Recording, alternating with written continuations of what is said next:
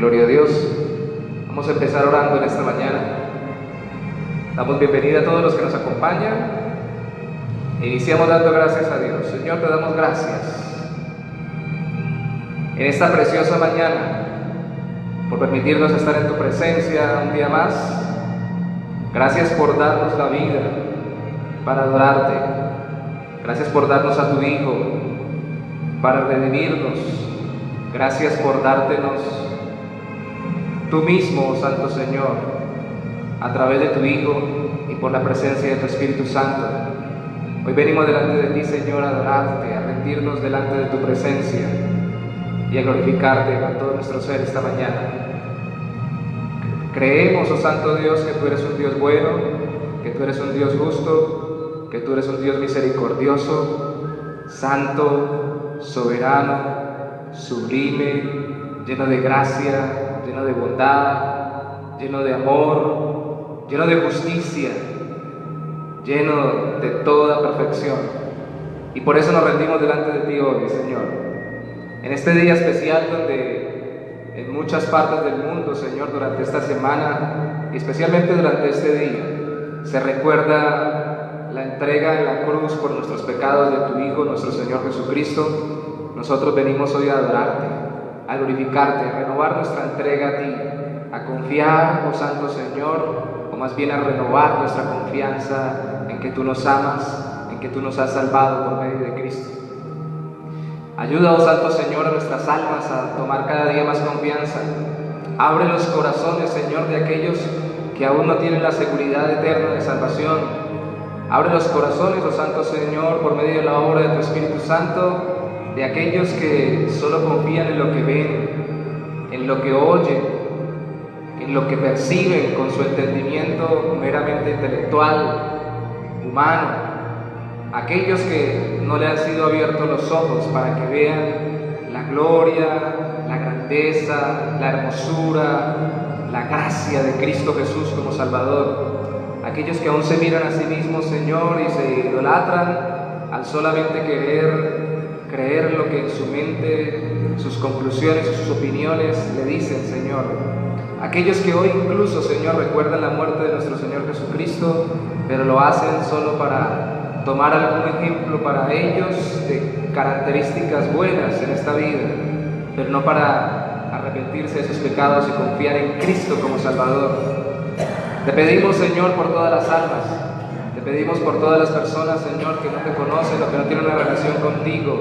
Te pedimos por todos aquellos, oh Señor, que aunque han escuchado una y otra vez el Evangelio, han escuchado de la gracia sublime del Señor, han escuchado de la gracia maravillosa de Cristo, no parecen haberla alcanzado, como dice tu palabra.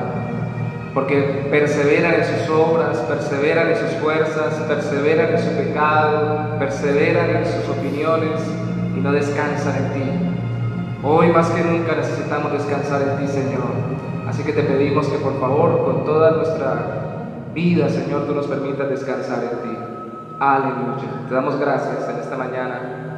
Amén y amén. Gloria sea al Señor. Vamos a ir entonces en esta mañana a la palabra de Dios. Vamos a empezar meditando en la Biblia y luego vamos a orar mientras vamos meditando en la Biblia. Vamos a ir a Lucas, capítulo 23. Nos vamos a centrar en los versículos 34 y 46, pero vamos a leer desde un poco antes. Lucas capítulo 23, versículo 26 al 34. Lucas capítulo 23, versículo 26. Una vez más le damos la bienvenida a todos los hermanos que estemos acá y a los que estén en línea. Antes de leer, espero que hoy estén todos juiciosos en el Señor, ya que este tiempo se recuerda la obra de Cristo por salvarnos, en sus casas, conectándose con sus iglesias. Hay hermanos de otras iglesias que se conecten también con nosotros, pero que cada uno preferiblemente o primordialmente se conecte con su congregación. y luego ya, lógicamente, quiere alimentarse con las enseñanzas sanas y bíblicas de otras congregaciones, pues lo haga. Nuestra reunión de este día es para contemplar la oración de Cristo en la cruz. Vamos a ir a Lucas capítulo 23, versículo 26, y vamos a leer hasta el 34 inicialmente. Dice: y llevándole, tomaron a cierto Simón de Cirene, que venía del campo, y le pusieron encima la cruz para que la llevase tras Jesús. Y le seguía gran multitud del pueblo y de mujeres que lloraban y hacían lamentación por él. Pero Jesús, vuelto hacia ellas, les dijo: hijas de Jerusalén, no lloréis por mí, sino llorad por vosotras mismas y por vuestros hijos. Porque he aquí vendrán días en que dirán: bienaventuradas las estériles y los vientres que no concibieron y los pechos que no criaron. Entonces comenzarán a decir los montes: caed sobre nosotros, y a los collados cubridnos. Porque si en el árbol verde hicieron estas cosas, en el seco, ¿qué no se hará? Llevaban también con él a otros dos, que eran malhechores, para ser muertos, y cuando llegaron al lugar llamado de la Calavera, le crucificaron allí y a los malhechores, uno a la derecha y otro a la izquierda. Y Jesús decía: Padre, perdónalos, porque no saben lo que hacen. Y repartieron entre sí sus vestidos, echando suertes. La muerte, la hora de la muerte, la hora final, el momento antes de morir, el tiempo en el que ya está encontrándose uno de cara a la eternidad, sea que crea o que no crea que existe una vida después de la muerte, genera en la mayoría de las personas, por no decir en todas, una apertura de corazón y una libertad para decir todo lo que no se dijo, expresar todo lo que no se expresó y contar todo lo que no se contó y decir las cosas que tenía retenidas en su alma, de tal forma que en el momento antes de morir, siempre una persona, por lo general, pueden haber sus excepciones, pero por lo general dice la verdad, cuenta lo que tiene, porque ya va a morir. Y es muy importante ver cómo Cristo responde mientras está caminando hacia la cruz a las personas que están lamentándose por él. Las mujeres se lamentan por él, pero él dice: lamentense por ustedes, por lo que viene sobre sus vidas. Allí seguramente está apuntando, como lo dice, a la persecución a los cristianos, pero también puede estar apuntando a lo que acontecería años después, cuando fuera asolado Jerusalén por el Imperio Romano. Lo cierto es que Cristo está pensando en ellas, cuando ellas estaban pensando en él. De hecho, Lucas acumula allí personajes y luego mete dentro de esta pequeña porción de versículos, mete también a dos ladrones que fueron crucificados al lado de él. Y luego del versículo 34 describe un poco más lo que pasó con esos ladrones, pero hasta acá vemos que la muerte de Cristo no le impidió desarrollar su vida de oración.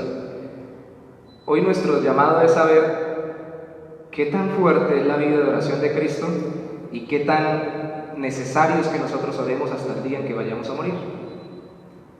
Y aquí inicialmente nos muestra el propósito de la vida de Cristo. Él venía a salvar a los demás, a salvar a otros. Y lo primero que dice en el versículo 34 cuando ora es: Padre, perdónalos, porque no saben lo que hacen. Su oración es intercesora. Vamos a ver tres aspectos de la oración de Cristo. Hay lo que le llaman muchos 7 palabras o 7 frases o 7 expresiones que se reúnen de los 4 evangelios, Mateo, Marcos, Lucas y Juan, que Cristo lanzó estando en la cruz. No vamos a ver todas las 7, solo vamos a profundizar en 3, que son expresiones de oración, de lo que Cristo le dijo al Padre en la cruz. Y lo primero que hace Cristo no es orar para que le disminuya el dolor, no es orar para que le disminuya la tragedia. De hecho, lo acabamos de ver, ni siquiera estaba él mismo conmiserándose cuando las mujeres estaban lamentándose por él, sino que más bien él pensaba en ellas. Lo primero que hace aún en la cruz es orar por los demás. Perdónalos porque no saben lo que hacen. Perdónalos porque no saben lo que hacen. Y Lucas lo que hace acá es hacer un contraste, lógicamente, entre lo que le estaban haciendo a él y lo que él está pidiendo al Padre por aquellas personas que le estaban haciendo daño a él. Ahí venimos a nuestra primera reflexión. Si hemos de aprender algo de Cristo hoy, de su modelo de oración, que es lo que venimos estudiando durante los miércoles y días festivos, y de su vida de oración y de su enseñanza de la oración, es que Dios nos ha llamado a usar la oración para orar por otros. No solo para orar por nosotros, sino para orar por los demás, para pedir por otros. Cristo no se detuvo a pedir por sí mismo. Podía haber pedido fortaleza, podía haber pedido fuerza para resistir lo que estaba por pasar, pero Él, de acuerdo al versículo 33, una vez crucificado entre dos malhechores, uno a la derecha y otro a la izquierda, pide: Padre, perdónalos porque no saben lo que hacen. Le acaban de crucificar y está pidiendo, por favor, ponga en su mente, está pidiendo por aquellos que le acaban de meter clavos en la mano, está pidiendo por aquellos que le acaban de meter clavos en los pies, está pidiendo por aquellos que le acaban de poner una corona de espinas, está pidiendo por aquellos que le pusieron una cruz, o por lo menos el madero travesaño, que sería el patíbulo, a cargar después de haberlo latigado hasta las afueras de la ciudad, hasta el Gólgota, hasta el monte de la calavera, para crucificarlo. Está pidiendo por aquellos que lo escupieron, que se burlaron de él, que lo golpearon. Está pidiendo por todos ellos. Está pidiendo por aquellos que están a su alrededor, está pidiendo por aquellos, y aquí es donde viene el contraste. Yo creo que el versículo 34 hace un contraste entre lo que pide Cristo y aquellos que están al pie de la cruz de Cristo, porque el versículo 34 dice: y repartieron entre sí sus vestidos echando suertes. Está pidiendo por aquellos que, en vez de estar conmiserándose de él como ser humano meramente, pero debería más bien estar adorándolo por ser el Hijo de Dios, lo que están haciendo es pensando en sus vestiduras, en tomarlas el uno o el otro y jugándose suertes delante del que está en el madero. Eso está lógicamente aludiendo a un texto bíblico del Antiguo Testamento que es de sufrimiento, que el autor es David y que hablaba de su propio sufrimiento, pero que apuntaba al sufrimiento del Mesías. Está hablando del Salmo capítulo 22, versículo 18, donde dice: repartieron entre sí mis vestidos y sobre mi ropa echaron suertes.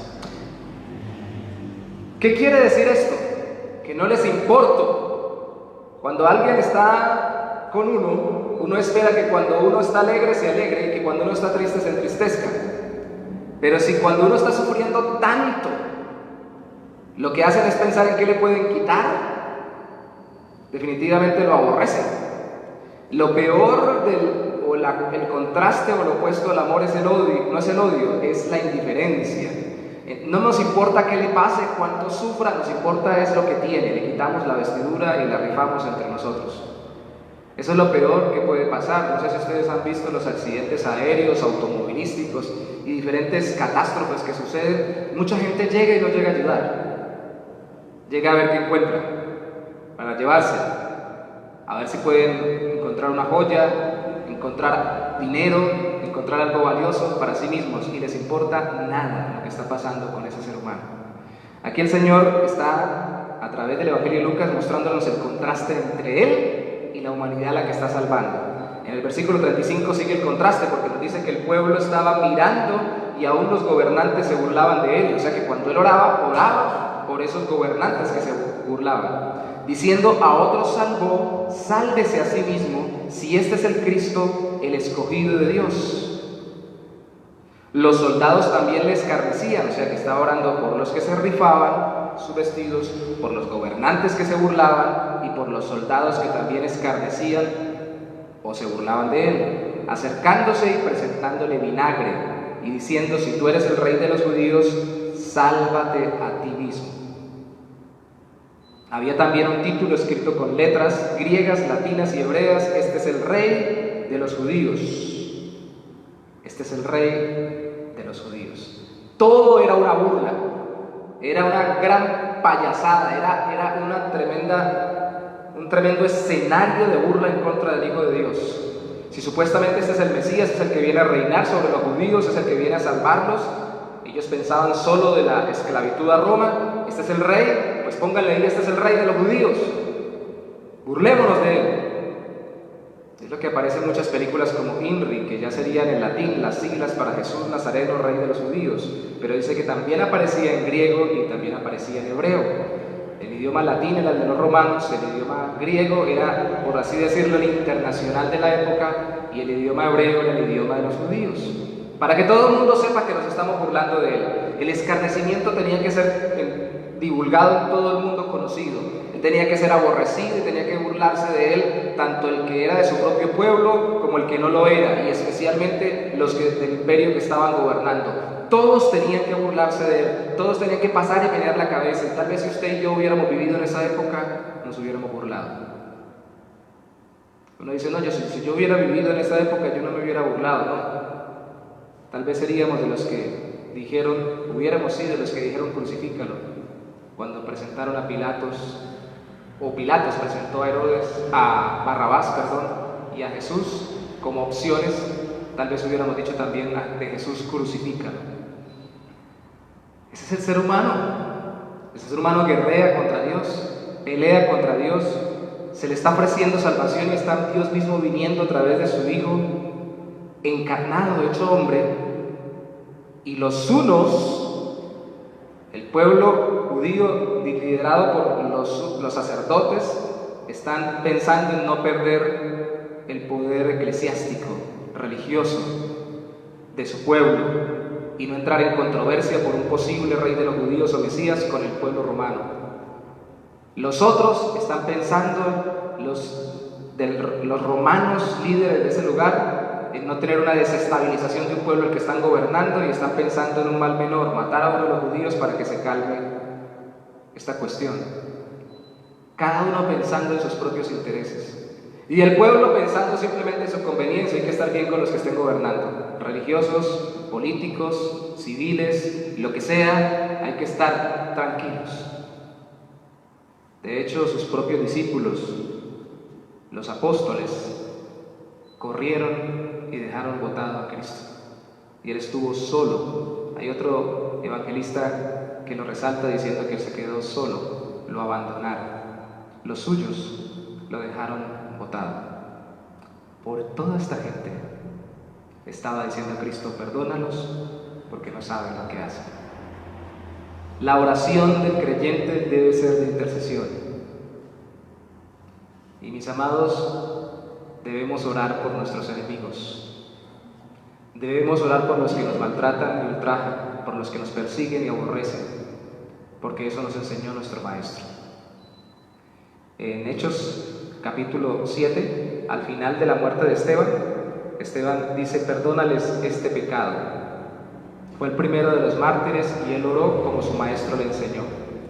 Él fue fuerte todo el capítulo predicando contra el aborrecimiento que tuvo el pueblo de Israel para con Cristo, pero con respecto a todos los pueblos, porque los romanos y los israelitas representaban a todos los seres humanos. Y fue fuerte especialmente con su propio pueblo, porque él era judío, pero al final, cuando lo estaban apedreando, hizo lo mismo que su maestro: pidió por los que los estaban matando. No es de solo Cristo, sino de todos los cristianos, el orar por los que nos aborrecen y persiguen. Y hoy, en este tiempo, más que simplemente usted recordar junto conmigo lo que Cristo hizo, tenemos que practicar lo que Cristo nos enseñó. ¿Quién le está haciendo daño? ¿Quién le ofende? ¿Quién le aborrece? ¿Quién lo maltrata? ¿Quién lo ultraja? ¿Quién lo persigue? ¿Quién lo menosprecia? Hay que orar por él. Hay que orar por ella. ¿Quiénes son? No estoy diciendo que sea fácil, pero estoy diciendo que es lo que hizo nuestro Maestro.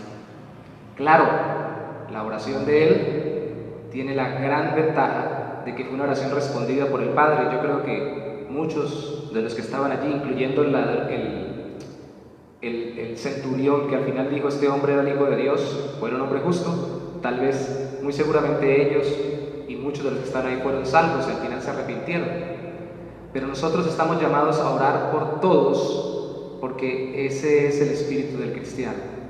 Especialmente cuando alguien nos hace daño, tenemos que orar por él. Hay una transformación del corazón en el creyente cuando empieza a orar por aquellos que más le persiguen. Empezamos a pensar en la persona, empezamos a pensar que ignora lo que está haciendo. Padre, perdónalos porque no saben lo que hacen. Los judíos sí sabían lo que estaban haciendo defendiendo su poder eclesiástico. Los romanos sí sabían, y claro que sabían cómo matar gente en la cruz. Eran especialistas en eso y miles morían en la cruz. Sabían defender su poder político, sabían apaciguar revueltas, sabían matar líderes que se levantaran, sabían, pero no sabían en el sentido profundo de la palabra. No entendían a quién estaban matando realmente, no sabían en qué se estaban metiendo. La mujer de Pilatos, de Herodes, lo persiguió por eso, precisamente porque ella era atormentada en sueños, porque de alguna forma especial por su gracia Dios le permitió percibir algo de lo que estaba sucediendo. Y ella, por gracia de Dios, de alguna forma entendía que había algo más allá que un simple hombre que parecía un loco predicando que era el Salvador, o que parecía un simple líder religioso, fanático. Había alguien más ahí en esa vida, y que lo que estaban haciendo iba más allá de simplemente matar a un revoltoso. No sabían, no entendían. Y cuando alguien agrede a otra persona, no sabe ni entiende lo que está haciendo. Así no sea creyente, así no sea cristiano. Cuando alguien agrede, por eso la Biblia reprende tan fuertemente en el Antiguo Testamento, dando la pena de muerte inicialmente a aquellos que matan a otra persona, porque dice que van en contra de la imagen de Dios. Agredir a otra persona es ir en contra del ser que fue creado a imagen y semejanza de Dios, por encima de toda la creación, solo por ser persona. Entonces ni se imaginan lo que están ofendiendo a Dios cuando arremeten contra alguien. No entienden la profundidad. Solo piensan en que no los agarren o que no se den cuenta o que consigan lo que necesitan. Pero no entienden la profundidad de lo que están haciendo. Y si esa persona se ha arrepentido de sus pecados, si ha confiado en Cristo, así sea un recién convertido, ahí es donde aplica lo que Cristo dijo, que si alguno le hiciere daño a estos pequeñitos que me siguen, mejor le sería atarse una piedra de molino en el cuello y echarse al río. ¿Qué quiere decir esto? Ahí no está hablando de los niños físicos, está hablando de los recién convertidos espirituales caminando con el Señor, y que las personas vengan a arremeter en contra de ellos, a perseguirlos y a dañarlos por su fe, o por simplemente ser creyentes, como lo hicieron con Cristo. Entonces las personas no entienden, o nosotros mismos no entendemos, lastimosamente, cuando ofendemos a alguien. Pero hoy nos llama el Señor a comprender que debemos orar por los demás, especialmente por los que nos hacen daño. En la era de las redes sociales todo el mundo se cree, y ahora yo vi algo que decía, con esta pandemia decía, todos salen a dar datos y opiniones en las redes sociales como si fueran epidemiólogos, científicos, políticos, estadistas, y a todo mundo critica. Si oráramos más, criticaríamos menos y colaboraríamos mejor. Nos hace falta orar mucho más por las personas. Incluso Pablo nos manda a orar por los que están en eminencia, así sean terriblemente opuestos al Evangelio. Más tenemos que orar por ellos. Orar porque no saben lo que hacen. Más adelante, en uno de los discursos del Nuevo Testamento, cuando Pedro está predicando en Hechos de los Apóstoles, dice que el Señor les pasa por alto esto que hicieron en ignorancia. Ustedes no entendían que estaban matando al autor de su salvación. Ahora arrepiéntanse y crean en Él. Oración de intercesión, la oración de Cristo en la cruz. Por favor, salte conmigo ahí mismo en el capítulo 23,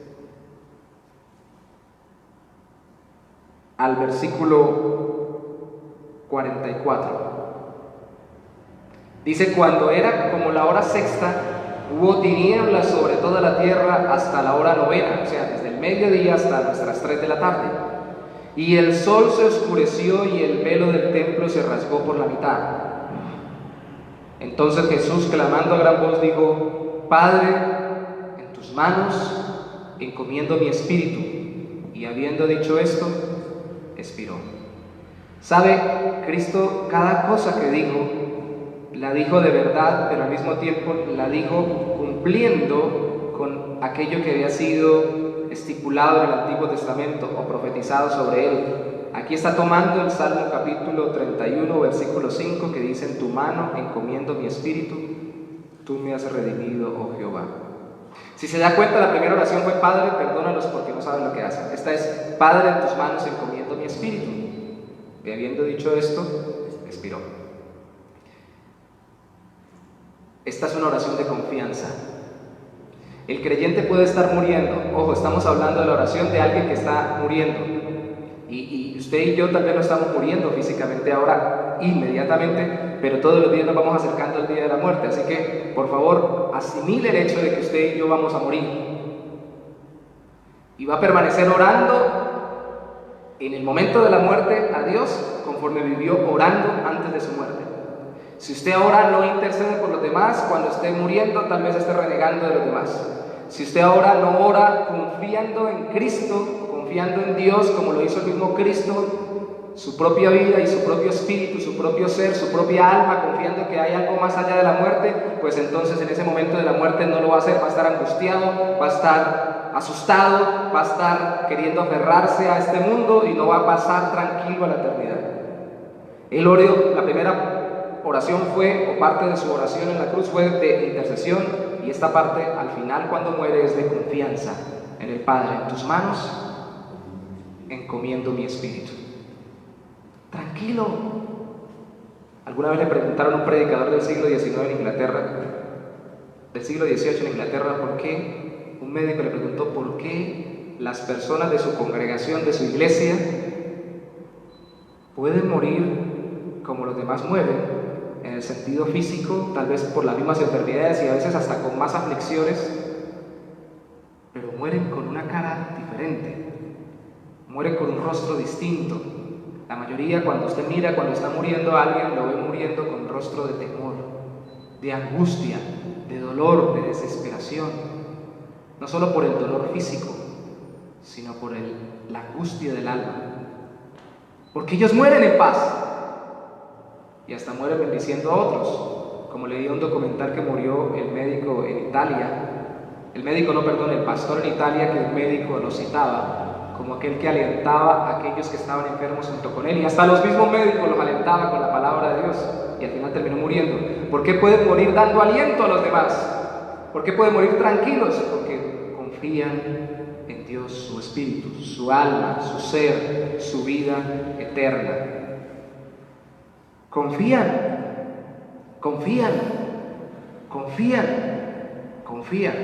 Y ahora el contraste es entre lo que pasó desde el mediodía hasta las 3 de la tarde, oscuridad absoluta, plena ira de Dios, justo castigo de Dios por el pecado de aquellos que Cristo salvaría, descargado sobre él. Fue la hora de las tinieblas, la oscuridad, la hora más tétrica, la más tenebrosa. No sabemos si fue un eclipse momentáneo que sucedió o fue algo sobrenatural que Dios permitió. El caso es que todo se oscureció y demostró que en ese momento estaba Cristo sufriendo todo lo que nosotros teníamos que vivir en la oscuridad. En la Biblia la luz simboliza a Dios y su santidad, su presencia y su bondad. La oscuridad significa la ausencia de Dios y solo su castigo, su juicio. Entrar en tinieblas en la práctica de esta vida es entrar en pecado, y entrar en tinieblas en la eternidad es entrar en la condenación eterna. Entonces las tinieblas era el tiempo donde Dios Padre estaba descargando sobre la humanidad de su Hijo todo el juicio por nuestro pecado. Y el contraste es que Cristo dice al final: Padre, en tus manos encomiendo mi espíritu. Está confiando, sigue confiando en que su Padre está con él. Oración de intercesión, oración de confianza. Pueden estar los problemas y las dificultades muy grandes, podemos estar muriendo, pero tenemos que decir: Señor, yo confío en ti. Confío en que tú eres bueno y que estás haciendo las cosas conforme a tu voluntad. Pero recordemos que este es Cristo. Y hay una tercera oración de las 7 expresiones que Cristo lanzó y que quedaron registradas en los evangelios, que no están en Lucas. Y vaya conmigo a Mateo, regresaremos luego a Lucas, pero vaya conmigo a Mateo capítulo 27.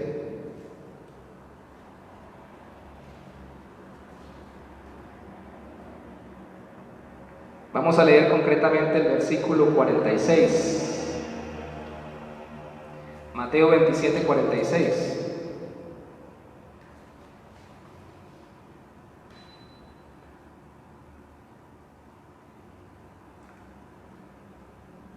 Pero ¿qué tal si antes de leer Mateo 27, 46, oramos un momento? Señor, te damos gracias en esta mañana por recordarnos que nuestro Señor Jesucristo, tu Hijo, intercedió hasta el final de su vida, mostrando que su propósito era salvar a otros.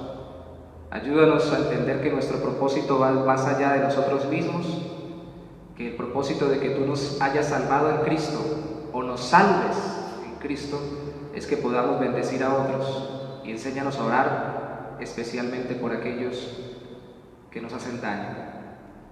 Tú has puesto mi corazón que frene en este momento, Señor, para abrir el espacio a quienes nos estén viendo en línea, en vivo o luego la grabación, y a quienes estamos acá, de pedirte que nos des un espíritu noble, el deseo del corazón, aunque nos cueste en lo profundo, para orar por aquellos que más nos hacen daño. Porque nunca, oh Santo Señor, nosotros hemos sido tan afectados como tú has sido ofendido por nuestro pecado. Así que nunca podremos perdonar más allá de lo que tú nos has perdonado en Cristo. Por eso te pedimos hoy, Señor, por aquellos que nos han dañado. Te pedimos nos des la capacidad de entender como Cristo que nosotros no somos perfectos ni ellos lo son, y que muchos, Santo Señor, obran no entendiendo realmente lo que están haciendo en su corazón.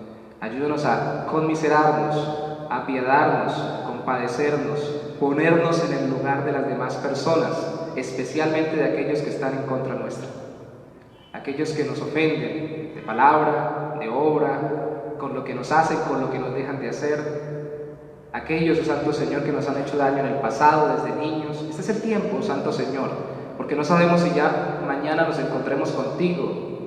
No importando que no caigamos en una pandemia, en cualquier cosa o en cualquier momento tú puedes destinar que nosotros partamos de este mundo. Y debemos orar como si estuviéramos al borde de la muerte, y debemos pedirte desde ya, Señor, enséñanos a pedir por esas personas que nos han ofendido tal vez desde antes de que naciéramos, en el vientre materno.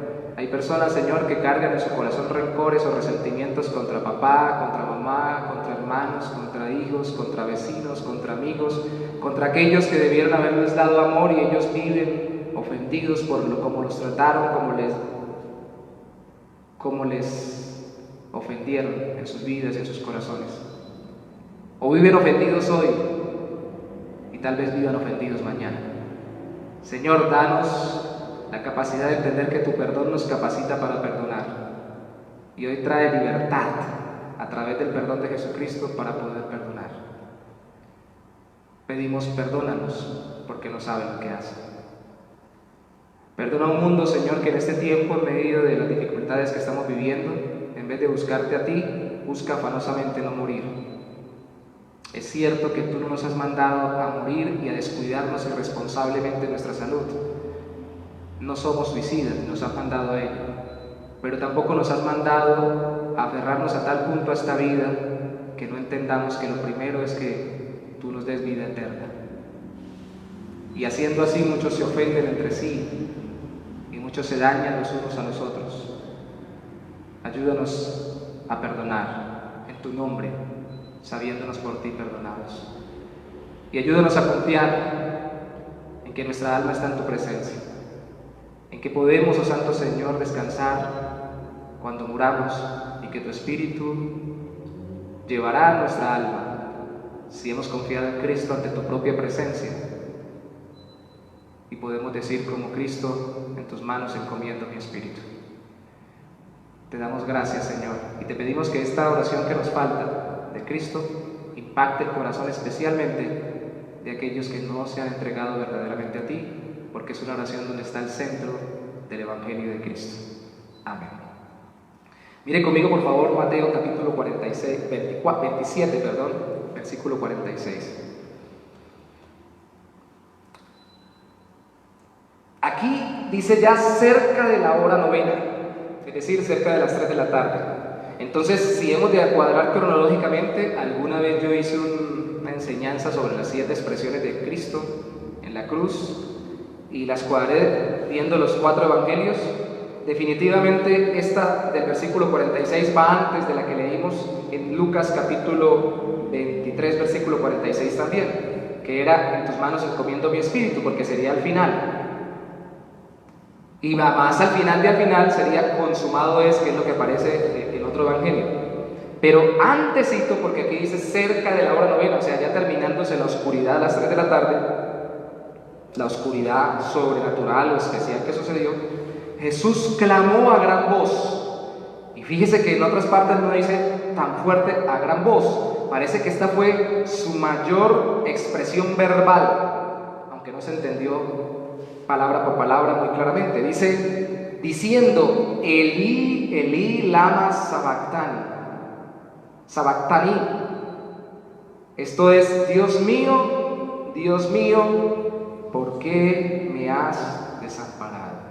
Y vuelve a citar el Salmo capítulo 22, el primer versículo, donde el salmista comienza así su oración. Si la primera fue una oración de intercesión, mostrando el propósito de su salvación, la segunda una oración de confianza, mostrando su relación con el Padre, relación desde la eternidad y hasta la eternidad. Antes de hacerse ser humano, Cristo ya era uno junto con el Padre y con el Espíritu Santo. La tercera, que es esta, que es un poco antes de la que vimos como segunda, es una oración de dolor, de dolor, de dolor, de dolor. ¿Por qué me has desamparado? Recuerda que hace poco vimos que el Salmo 46, el Señor es nuestro refugio, nuestra fortaleza, nuestro amparo, nuestro pronto auxilio en las tribulaciones. El mismo salmista dice que Dios es el que nos ampara. ¿Cómo aquí dice Cristo: ¿por qué me has desamparado? Y si se dan cuenta, aunque está repitiendo literalmente el versículo 1 del capítulo 22 de los Salmos, aquí no está diciendo como en la oración de intercesión: Padre, perdónalos, ni está diciendo como en la oración de confianza: Padre, en tus manos. No está diciendo Padre, está diciendo Dios mío, Dios mío. Está clamando a Dios porque Dios está mostrándole a él todo el peso del justo juicio que debíamos recibir, y no solo se lo está mostrando, se lo está imputando a él el castigo que deberíamos recibir a aquellos que confiamos en que él murió para nuestra salvación. Y ese es el centro del evangelio. De ser desamparado por Dios es lo peor que puede existir. El peor castigo del ser humano no es sencillamente que Dios le permita que reciba algunas consecuencias acá, sino que lo desampare en la eternidad. Es decir, que no le deje sino sufrir su justo juicio y nada de su misericordia. Que no le dé ni una pizca de bondad. Acá el más terrible en esta tierra puede disfrutar de algo de salud, de un buen aire. Dice Cristo, Dios hace salir su sol sobre justos y pecadores. Pero aquí estamos viendo cómo Cristo en su humanidad recibió todo el aborrecimiento de Dios por el pecado. Y de una forma que nosotros no entendemos, misteriosa. Y dijo alguien, por eso es que Él era Dios y hombre al mismo tiempo. Cristo soporta en su humanidad, no en su divinidad, en su humanidad soporta por estas horas de oscuridad el aborrecimiento del Padre que nosotros deberíamos vivir por toda la eternidad. Nadie habló más fuertemente del castigo eterno y más claramente del infierno, o por lo menos en una vida después de la muerte, una vida de penurias, una vida de penas por el pecado, que Cristo. Él fue el que más habló de eso. Cristo no vino aquí a darnos un espectáculo de bondad y de amor. Cristo aquí vino a pagar penalmente por nuestras culpas. Para poderlo hacer tenía que vivir perfectamente en santidad. Él es el segundo y último Adán. El primer Adán pecó, falló. Este segundo Adán venció, fue perfecto en santidad. Y Él, Cristo, cuando muere, recibe sobre sí toda la justa ira que nosotros deberíamos recibir. Es desamparado. El versículo 47 dice que algunos de los que estaban allí decían al oírlo: a Elías llama a este. Y al instante, corriendo uno de ellos, tomó una esponja y la empapó de vinagre y poniéndolo en una caña, le dio a beber. Pero otros decían, versículo 49, deja, veamos si viene Elías a librarle. No entendieron. Algunos dicen que porque el castigo en la cruz, no solo Cristo lo sufrió, muchos fueron crucificados. De hecho, sabemos que 2 murieron al lado de él, y los romanos eran especialistas en eso. El castigo en la cruz traía una deshidratación. Seguramente por eso que él corrió a ponerle en la boca a ver si le entendía lo que decía. Algunos dicen que podía tener ya la lengua saburral, es decir, salida de su propia boca a tal punto que no podía vocalizar bien. Y claro, los que no entendían muy bien el idioma hebreo, porque estaba clamando en ese idioma, seguramente no entenderían muy bien lo que él estaba diciendo, y solamente entenderían algo como Elías. Recuerden que los nombres judíos mencionan a Dios desde la partícula del cananea, que viene de los cananeos, El, que significa Dios, y Elí es Dios mío. Había Elías, Eliseo, Eliezer, eran nombres muy comunes.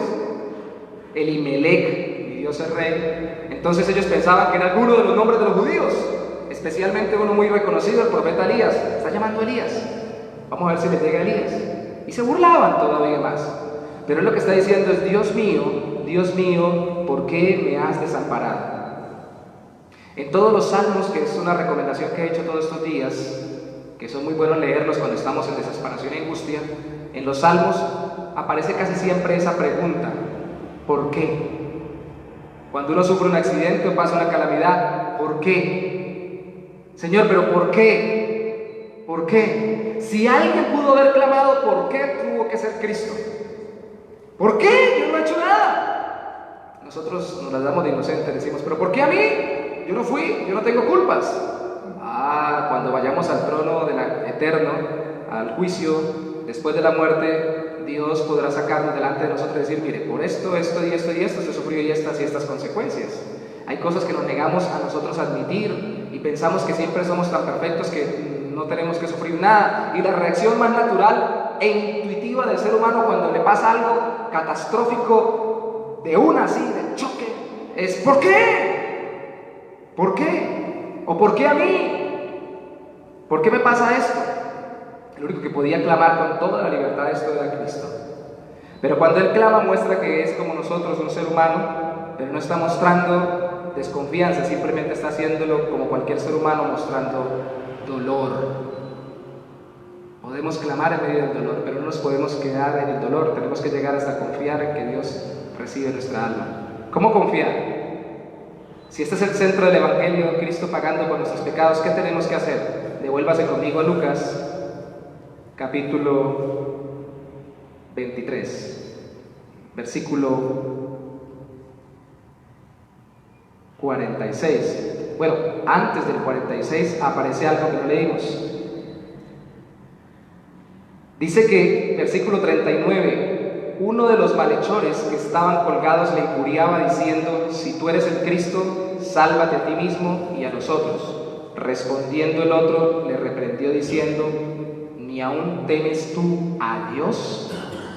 Estando en la misma condenación, o sea, si ahora fuera la silla eléctrica, estamos nosotros en la condenación más tremenda que la silla eléctrica sería en esta época, o no sé cuál sea más terrible, la pena capital, y usted sigue ofendiendo en medio de esta cuestión. Nosotros, versículo 41, a la verdad justamente padecemos, porque recibimos lo que merecieron nuestros hechos, mas ningún mal hizo. Por favor, piense conmigo por un momento. Otro evangelio dice que los dos lo injuriaban, y si unimos los dos testimonios, que pueden ser complementarios, no son necesariamente opuestos, sino que seguramente son formas distintas en que lo vio. Aquí Lucas, que fue que recogió el testimonio desde la visión de él como un griego, y Mateo y Marcos como judíos, incluso Juan, lo que nos muestra es que tal vez los dos al principio estaban burlándose, pero uno de ellos dice, por el momento dice: pero ¿cómo se burla? Nosotros recibimos esto justamente, pero este no. Este es justo, este no merece esto. ¿Cómo entiende uno eso? Por la obra del Espíritu Santo. Porque si yo voy camino a la muerte, igual que cualquier otro que está conmigo, y vamos en la misma condenación y nos vemos igualmente maltratados, y tal vez Cristo más maltratado porque se ensañaron más que con ellos, por el hecho mismo de todo lo que hemos descrito, de su propia ser y de su propia vida y de su propio testimonio y de su propio oficio para salvarnos, como Salvador poniéndose por nosotros. Entonces, si este está igual o peor que nosotros, ¿cómo Él dice que Él es inocente y que ellos son culpables? ¿Cómo lo sabe? ¿Cómo lo sabe? Por la obra del Espíritu Santo. ¿Cómo saber que un hombre que creció casi que conmigo, como le pasó a Juan el Bautista, casi de mi misma edad, es el Salvador? Y dice Juan el Bautista, este es el Cordero de Dios que quita el pecado del mundo. ¿Cómo sabe este que está a un lado de Cristo en la cruz y al otro lado está su compañero y le dice nosotros morimos por lo que debemos morir, pero él no? ¿Cómo lo supo? Por la obra del Espíritu Santo en su corazón. Aquí es donde tenemos que apelar a la obra del Señor, porque nunca una persona se convence de que es pecador y que necesita a Cristo, sino es por la obra espiritual de Dios sobrenatural dándole un nuevo nacimiento, y confío en que quienes estén viendo también la estén recibiendo o la hayan recibido. Dice el versículo 23:42, digo a Jesús, acuérdate de mí cuando vengas en tu reino. Mostró las dos cosas que tienen que mostrarse en la Biblia para poder ser salvos: arrepentimiento de pecados para con Dios y fe salvadora en Cristo. Se sintió que merecía morir. Claro, nosotros no somos ladrones, delincuentes, en la mayoría que creemos que merecemos la pena de muerte. Si somos lascivos, blasfemos, mentirosos, orgullosos, envidiosos, pendencieros, malpensados, todas las cantidades de cosas que la Biblia establece, Cristo lo puso a la par, aunque no es el mismo grado de pecado, pero sí es un pecado cuando digo el que aborrece en su corazón a su hermano es como un homicida, y el que desea en su corazón a la mujer de su prójimo es como un adúltero, porque en su corazón ya está adulterando, no ha ejecutado el hecho, pero ya está caminando hacia allá. O sea que todos merecemos la condenación, y merecer la condenación significa que nosotros reconocemos, cuando lo entendemos, que debemos morir justamente e ir al infierno. Eso fue lo que reconoció este hombre: arrepentimiento, fe en Cristo. Dijo, acuérdate de mí cuando vengas en tu reino. Reconoció que este que estaba muriendo no tenía pecados y que podía salvarlo en la eternidad y ponerlo a vivir en su reino eterno. Acuérdate de mí cuando vengas en tu reino. Claro, los judíos no entendían mucho entre el estado intermedio: muero, voy al cielo, espero hasta la resurrección. Ellos entendían, de acuerdo al Antiguo Testamento, solo el reino eterno. Entonces, cuando regreses, resucita, es lo que está diciendo. Y entonces Jesús le dijo, verso 43, Él le pudo haber dicho, hasta ahora se arrepiente. Él le podía haber dicho, usted como que no confía en mí. ¿Qué le dice Cristo? Verso 43, de cierto te digo que hoy estarás conmigo en el paraíso. No mañana.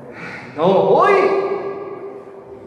La conclusión es que aunque el paraíso sea la restauración total de la humanidad o de la creación junto con la humanidad nueva, como en el tiempo del Edén, cuando Cristo regrese para transformar todas las cosas, el paraíso es donde esté Cristo, porque Cristo es nuestra salvación, nuestro árbol de vida. Él es la fuente de vida eterna, y donde Él esté, nosotros estaremos felices. Y cuando le dice, hoy estarás conmigo en el paraíso, hay una versión circulando en el mundo de la Biblia que introduce allí una coma que no da a entender el griego, porque en el griego no hay comas, y que quiere decir que Cristo le dijo hoy, que quién sabe cuándo estaría en el paraíso. No, el texto, de acuerdo a la mayoría de eruditos del griego, dice, hoy estarás conmigo en el paraíso. O sea, tan pronto muramos vas conmigo. Cristo estaba muriendo, y aún en el lecho de su muerte prácticamente está salvando. Está salvando. Está salvando. ¿Cuántos días le quedan a los que nos están viendo por internet, a usted, a mí, de vida. Estamos muriendo. Tal vez no nos llegue ni a dar una gripa en medio del tiempo del coronavirus. Tal vez muramos por otra cosa totalmente distinta. Tal vez alguno pueda hacer que desde esta tierra que le pegue la infección y no muera. Tal vez alguno muera por esa infección. Algún día moriremos. Pero ¿sabe algo? El día de la salvación es hoy. No acostumbramos a hacer que las personas repitan. Fíjese esta oración tan poco convencional. Acuérdate de mí cuando estés en el paraíso. Hoy dígale al Señor que tu gracia me alcance. Reconozco que merezco la condenación eterna y que lo que tú oraste intercediendo me incluiría a mí en el futuro, para que yo entendiera y dejara de pecar mi ignorancia. Que las gracias que tuviste y la confianza que teniste cuando oraste en la cruz, entregando tu espíritu, la puedo tener yo, confiando en que tú moriste por mí. Pero que el dolor que experimentaste fue por recibir mi castigo, el que yo merecía en el infierno, porque como el ladrón yo merecía morir, no tú. Deberías bajarte y crucificarme, es lo que quiso decir el ladrón. Nosotros podemos morir, pero él no. Pero ya que lo está haciendo y reinará, confiamos en ti para que nos des salvación y vida eterna. Señor, te pido que en esta mañana muchos, al meditar en la obra de Cristo en la cruz, no solo contemplen el sufrimiento físico, no solo contemplen la semana de pasión y la resurrección como un evento histórico que lo fue, sino que muchos, oh Santo Señor, puedan sentirse como el ladrón en la cruz, que al escucharlo orar, intercediendo, seguramente entendió que este corazón era distinto, era superior, era el del Salvador, el del Mesías, que no moría como él por su pecado, sino por su propio pecado, sino por el pecado de los que confiaríamos en él, incluyendo a este ladrón en la cruz. Que podamos entender hoy, Señor, que esa confianza que tuvo Cristo en su Padre Celestial al final, entregando el Espíritu, la podemos tener hoy. No porque seamos Cristo, sino porque somos cubiertos por la sangre, por el sacrificio, por la entrega, por nuestros pecados que hizo Cristo. Sublime gracia la del Señor, que a un infeliz salvo puede orarle en sus labios, con sus labios, en su corazón si desea, decirle: Señor, llévame a tu reino. Reconozco que debo morir como lo reconoció el ladrón en la cruz, por mis pecados, por los míos, no por los de él, por los míos. Pero también creo que tú moriste por mis pecados y confío en ti para ir a tu reino cuando fallezca y parta de esta tierra. Sublime gracia. Sublime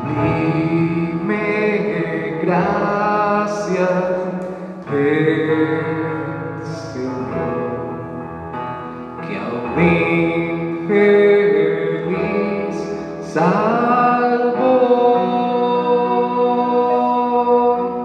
Fui ciego, mas hoy miro yo, perdido y él me halló. De mi maldad me libertó mi Salvador, me rescató,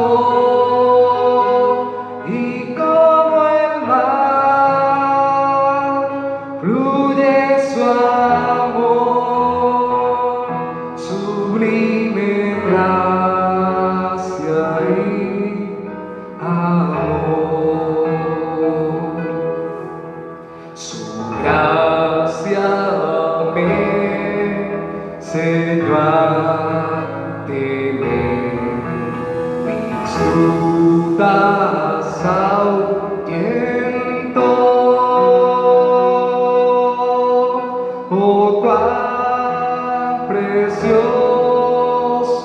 fue a mi ser cuando Él me transformó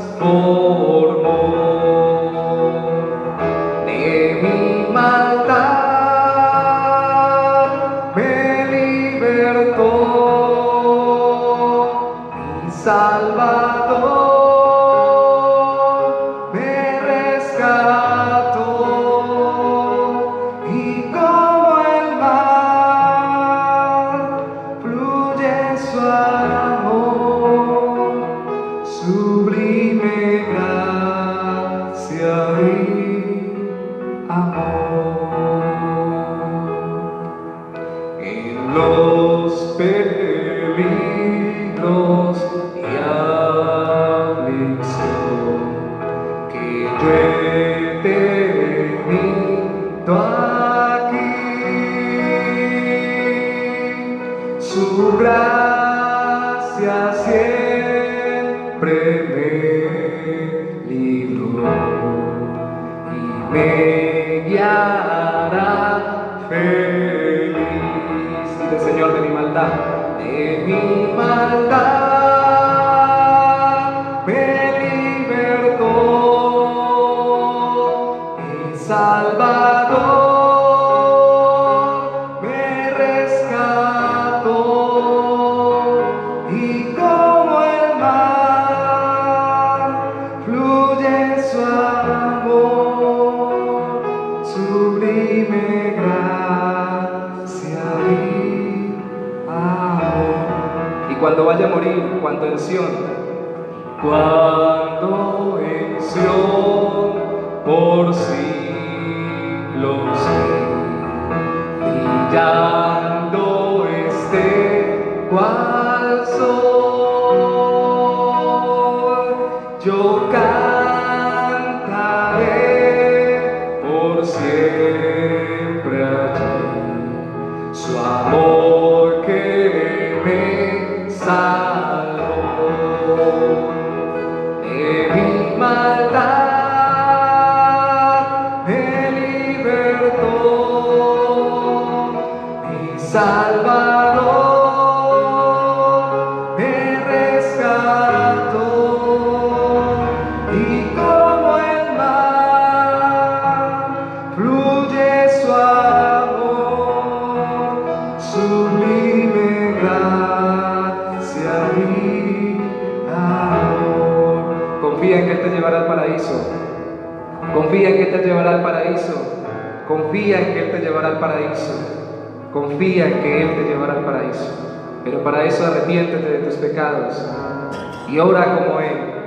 Ora junto con Él y ora a Él. Señor, hoy te pido perdone mis pecados. Señor, hoy confío en tu obra salvadora sobre mi vida, por mi vida. Hazlo con tus palabras, hazlo en tu corazón. Ve a lo profundo del cuarto, ve a lo profundo de la intimidad con Dios y dile: Señor, yo he pecado. No importa si muero por una pandemia o muero por un accidente o muero de viejo a los más de 100 años. Quiero partir contigo y quiero confiar en que estaré en tu presencia por la eternidad. Quiero, como este canto lo decía, vivir en esta vida feliz a pesar de los peligros y aflicción. Y quiero, cuando muera, encontrarme en Sion, que simboliza el cielo, por siglos mil brillando y cantando de tu amor. Quiero, Santo Señor, aprender a temer reverentemente a ti, no temer el mundo ni la muerte. Quiero saber que la muerte es un paso a la eternidad y no lo que todo el mundo huye, como si fuera el final. Señor, de mi maldad me has librado.